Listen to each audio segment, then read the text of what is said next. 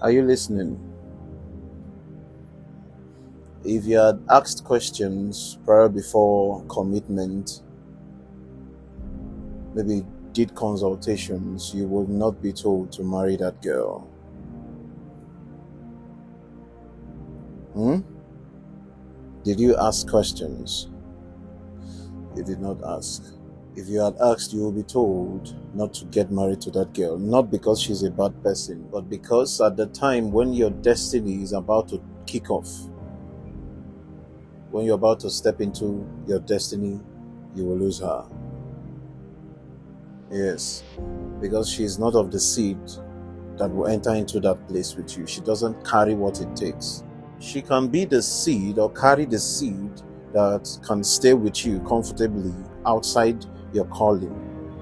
But the moment you start reacting positively to spiritual giftings, accepting and embracing some certain calling of higher dimensions, you see the spirit in her reacting.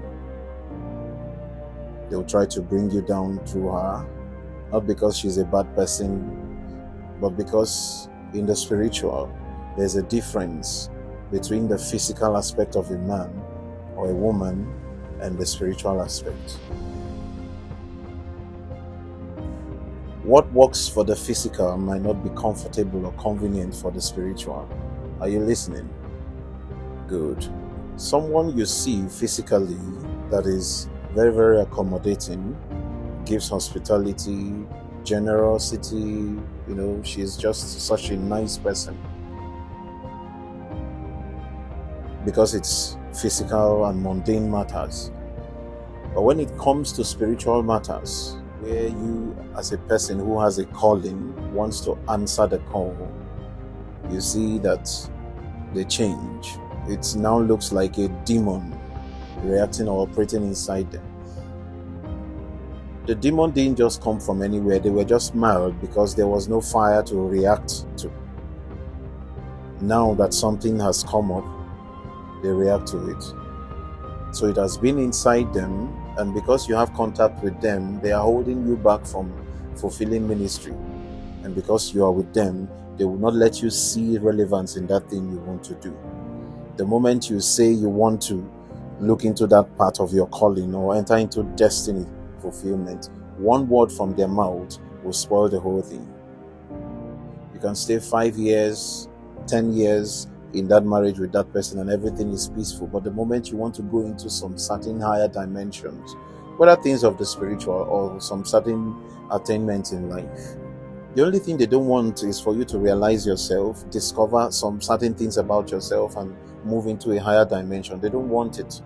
The moment you do, they start attacking you through her. And if they can't find a possible means to maybe destroy your life, they will leave.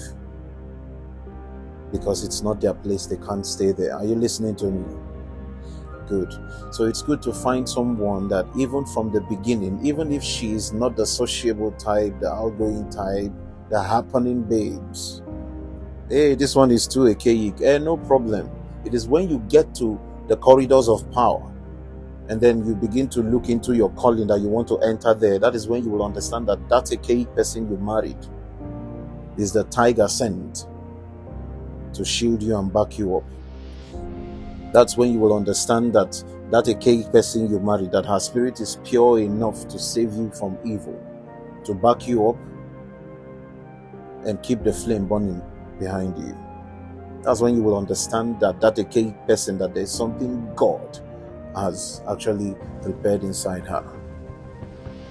So it is good to discover yourself, get to understand where you're going to as a man before you choose a wife, because the woman you choose will make your destiny or destroy it.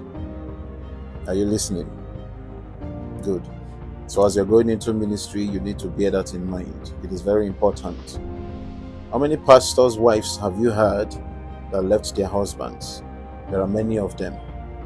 At the peak of ministry, not because this man is womanizing or maybe not meeting up to their needs and all that. No, it's just that they can't be comfortable with that calling. The Bible said there is a spirit in man, but the inspiration of the Almighty giveth them understanding. What understanding is she getting from what she submits to in the realms of the supernatural? And light and darkness cannot mix. They can't be comfortable with the spirit of where you are going to. It will disturb them. It won't let them do the kind of things that they purpose to do in life, what they came here to do. Are they chasing men? No. Are they living bad life? No. Just that they can't be comfortable because of the seed that is inside them. They don't carry the seed of where you are going to. They don't carry the seed of the assignment. They don't carry what it takes to connect to what you carry. So they become uncomfortable any moment that water is about to be troubled. Are you listening? It's not everybody that you see that can connect with you. Everybody is different. And if you make yourself a victim of circumstance, you will have yourself to blame.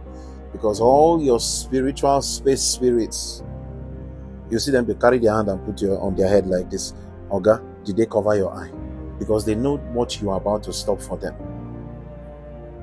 You see spirits leaving you. That's when you will understand the real reason why the Bible said that there was silence in heaven for half an hour. No spirits will even say anything to you. Your heaven is your spiritual space. The moment they keep you quiet, you will be lost. Stagnation. Even you will know that something is wrong. Even if you can't place your hand on it, you just see them walking out of your life. You reach for things, you can't get them.